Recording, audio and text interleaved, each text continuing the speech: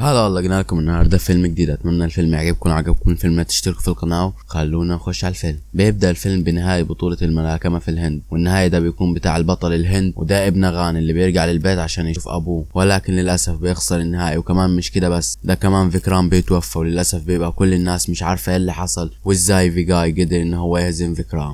وكمان بيكون باين الحسره والحزن على غان ووالدته وكمان بقيه العيال. بس تاني يوم اتحاد الملاكمه بيتهم انه بياخد منشطات، عشان كده بيوقفوا الولايه كلها بتاعته لمده سنه كامله، والخبر بينتشر والفضيحه بتبقى على كل لسان. حتى ابنه بيكون في المدرسه واصحابه بيقولوا له انت اكيد غشاش زي ابوه، ويفضلوا يضربوه. حتى الرجاله بتيجي عشان تحوش، بس لما يعرفوا ان هو ابن فيكرام بيفضلوا يتنمروا عليه، عشان ابوه كان السبب في ان الولايه بتاعتهم كلها ما تدخلش لبطوله الملاكمه. بيفضلوا يتنمروا عليه وما بتيجي وهي كمان بتتعرض للتنمر. وبيكون غان كره والده فيكرام جدا لان السبب في البهدله اللي حصلت لهم، وكمان هو السبب في الوحده اللي هو بيعيشها حاليا. حتى كره اسم فيكرام نفسه. واهل المنطقه بيهجموا على بيت غان ويكسروا لهم القزاز ويقطعوا عنهم الكهرباء ويضربوهم بالحجاره. وهنا خلاص بتقرر والده غان ان هي لازم تاخذ ابنها غان وتمشي من المنطقه بسرعه جدا، وكمان بتقول له وعدني انك مش هتلعب ملاكمه تاني زي ابوه. المهم بيعدي زمن طويل وبروح لوالدته وهي بتدرس شويه اطفال وبتعلمهم ازاي يحافظوا على البيئه، وصاحبتها بتشكرها على انها بتوعي الاطفال. وبعد كده بتسالها على ابنها، فبتعرفها ان هو في اخر سنه ليه في كليه الهندسه، ودلوقتي بياخد كورس برمجه عشان يبقى مبرمج قد الدنيا. وكمان هو بقى هادي عن الاول، مهتم بمذاكرته. ونشوف ان غان لما كبر بقى شاب وسيم جدا وقوي.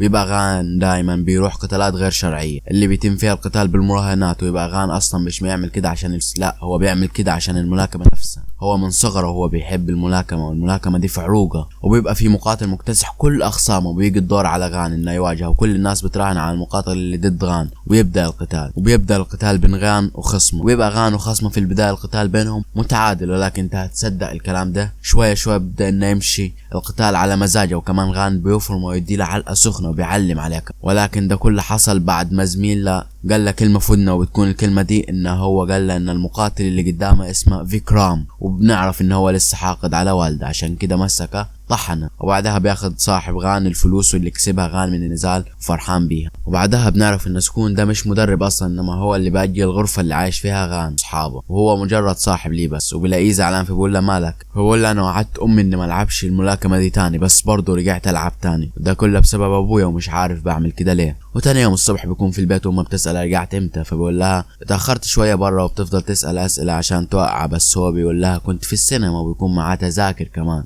عامل حسابها صح. واصحابها بيجوا وهو بيخرج معاهم وبيلاقوا بنت جميله اسمها مايا، وهو بيقول لهم فككوا منها يا عم، اكيد مرتبطه، عشان كل الافلام الهنديه بتعمل زي كده. وبيقوم بعدها وهي بتروح تقعد معاهم وبتسلم عليهم وتعرفهم حبيبه غان، وبتبدا تحكي لهم قصه حبهم وازاي قابلوا بعض وكل الكلام ده. وفجاه هو بيجي بيقول لهم يا عم انا ما اعرفهاش اصلا، وطلعت انها جايه عشان تضحك عليهم لان هي مش لاقي حد صاحبها. طب انا رحت فين؟ المهم بيروح غان لحلبة الملاكمه، فبيبدا يتدرب بقوه عشان البطوله الوطنيه، وبيبقى قوي جدا، ووصل كمان لمرحله كبيره من الاحتراف في حركاته. ولكن برضه بيبقى منافس غان شرس، هو شخص اسمه اباي. واباي ده بيكون شخص غني جدا، وابوه معاه ملايين الدولارات، بس مش بيحب الشغل في الشركه، بيكون عايش من فلوس ابوه بس. وبيبقى اباي بيحب برضه الملاكمه والقتال، وحلمه برضه ان هو يكسب البطوله الوطنيه الهنديه. وبيروح غان لبيته وبيلاقي ان والدته بتزعلها بسبب موضوع مايا، وتقول له ان مايا قالت لها وقالت لها ان هم بيحبوا بعض جدا، وان هم غلطوا مع بعض غلطه كبيره، وان مايا حاليا حامل منه، وعملت فيلم هندي كده.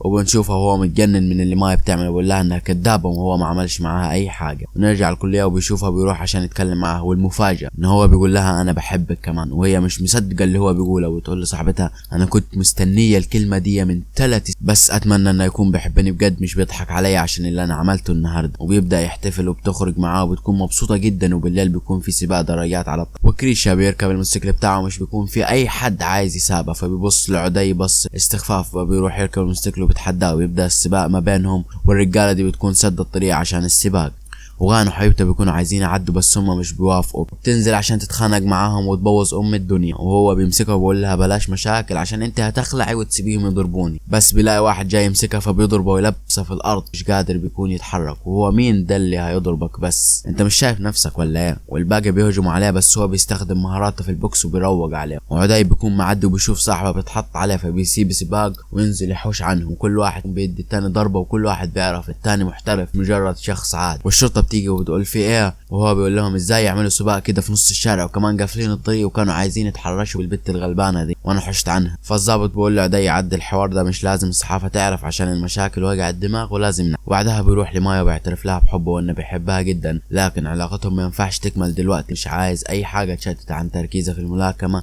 وعن التحقيق الحلم بتاعه، وهو انه يفوز بالمباراه عشان يحقق حلمه ويوصل للبطوله الوطنيه، وانهم لازم ينفصلوا شويه دول. وبتفهم مايا كلامه بتبدا تتمنى انهم يبقى لهم مستقبل مع بعض. وبروح لمباراه الجايه فبيبقى الخصم اللي ضده مش قوي جدا يعني، وبيقدر يعني ان هو يخلص عليه كل سهوله، وبكده هو بقى بطل مدينه دلهي والكل بيحتفل بيه. وغان بيبقى سعيد جدا ويستعد للمباراه النهائيه للوصول للبطوله الوطنيه. وفي الجانب الثاني بيقدر خصم غان انه يفوز على خصمه وبيبقى بطل مدينه مومباي. وبكده المباراه النهائيه للوصول للبطوله الوطنيه بتكون بين بطل مدينه دلهي واباي بطل مدينه مومباي، وبيحصل بينهم زي مؤتمر صحفي وكل واحد بيلقح على الثاني انه هيقضي عليه وكل الكلام. ومساعد فيجندر اللي كان بيلعب مع ابو غان في اول الفيلم بيشوفه وبيعرف انه هو ابن فيكرام، فبيكلم فيجندر وفيجندر بيقول له انا جاي لك حالا. وام غان بتشوف على الجريده ان ابنها هيلعب تصفيات نص النهائي، وصدم لانه وعدها انه مش هيلعب الملاكمه، وطلع مغفلها طول الفتره دي وبتكلمه بس هو مش بيسمع الموبايل. فبتكلم مايا عشان تعرف منها الحقيقه، وهي بتروح تقول له امك عرفت كل حاجه، وهو بيجمع قوته وبيستعد للماتش وبيروح للحلبة عشان يستنى الخصم بتاعه. وفيجندر بيكون وصل وبيتفرج عليه وبيشوفه هو بيلعب ويعجب بحركات، وهو وعدي بيكونوا عاملين ماتش متعادل ما بينهم. وعدي بيبدا يستفزه ويقول له حبيبتك اللي بتشجعك دي اللي مديالك الطاقه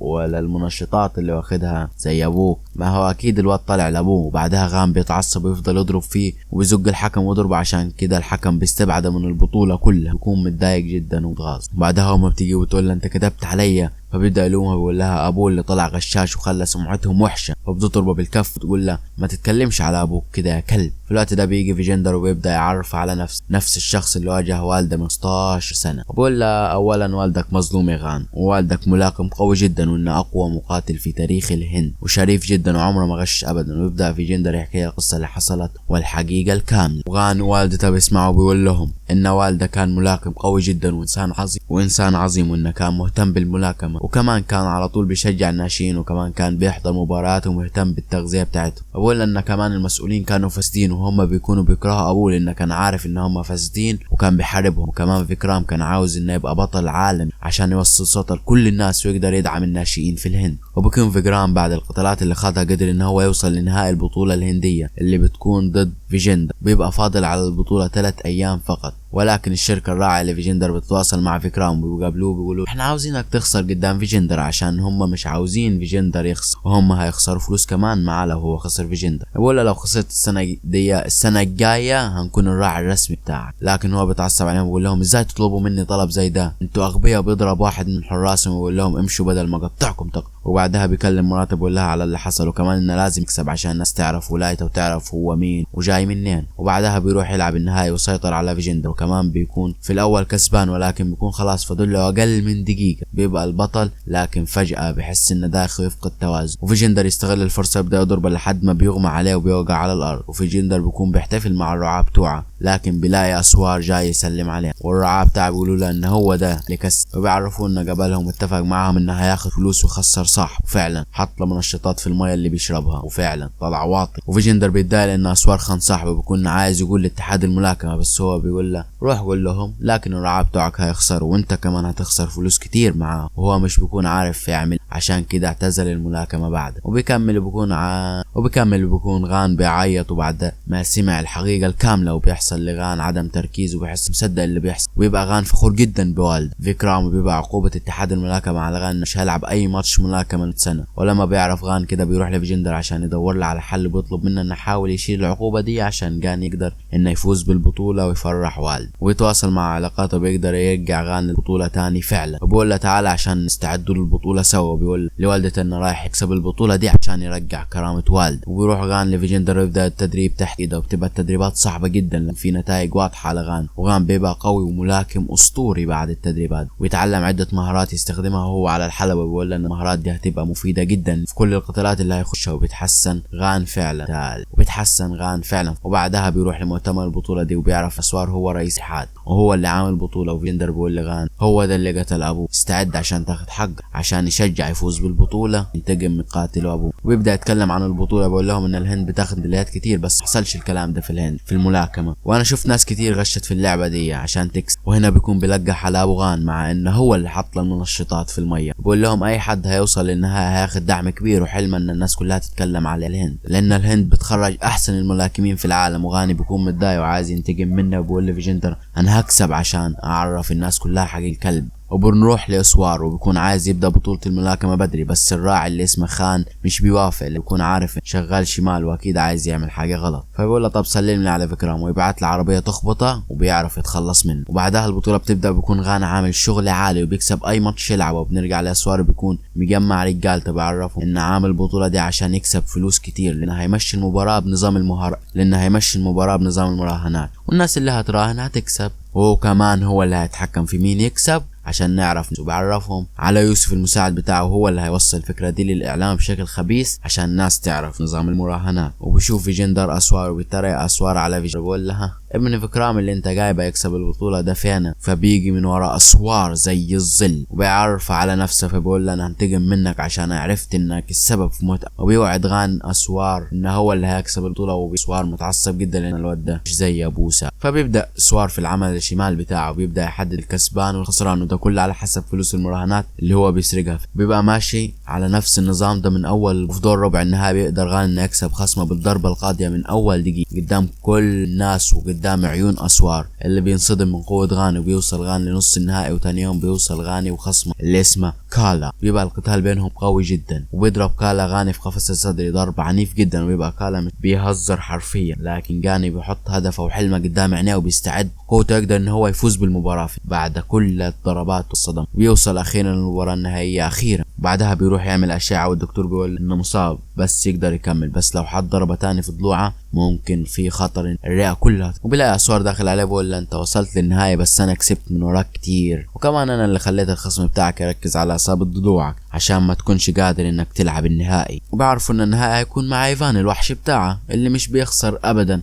هو انت زي ابوك بالظبط، هتوصل للنهائي وانا اللي هخسر. فبعرفوا ان ابوه كان عايش بعد ما خد المنشطات، والدكتور قال له انه لو كان خد 10 ملي كمان كان هيموت. فبيقول له الخنزير أسوار طب ايه يعني ما ندهم له ونشوف هيموت ولا ايه، وبيدي له فلوس عشان يخلص على فكرام. واسوار بيقول لغاني ان الدكتور هيقول للاعلام كويس وانت بس هتخسر في الاخر وهتموت زي ابوك بالظبط. وبيكون كل التفكير غان في حلم ابوه ازاي ينتقم من اسوار. وبنشوف اسوار بيكون قاعد وبيتفرج على الكلب بتاع ايفان وهو داخل الحلبة. بس بيبدا القتال، وغان والمنافس بتاعه بيبقى منافس قوي جدا لدرجة انه ولا ضربة من غان بتأثر، وان غان بيبان عليه التعب والارهاق. ويبدا المنافس يسيطر على غان ويضرب ضرب جامد، وتكون في مراهنات كتير على ان غان. عشان كده أسوار بيغمز المدرب بتاع ايفان عشان يديله منه، وبيعرف يخلص على غاني وبيوقع على الارض وبيعوره في وشه. ويرن جرس نهاية الجولة الثالثة ولسه ما انتهاش المباراة. وبيجي اجاي اللي كان عامل فيها صديق غاني وبيشربه مية وهو بيبص لأسوار، واصلا بيكون أسوار هو اللي بعته. ويبقى المية دي فيها زي منشطات، وبيبقى أسوار عايز يقتل الواد وابوه بنفس الطريق انت قاعد. ويبدأ مفعول منوم يسيطر على غاني ويبقى خلاص هيوقع، لكنه بيفتكر الوعد اللي وعد الوالد انه هيرجع لها كرامتها وهيرجع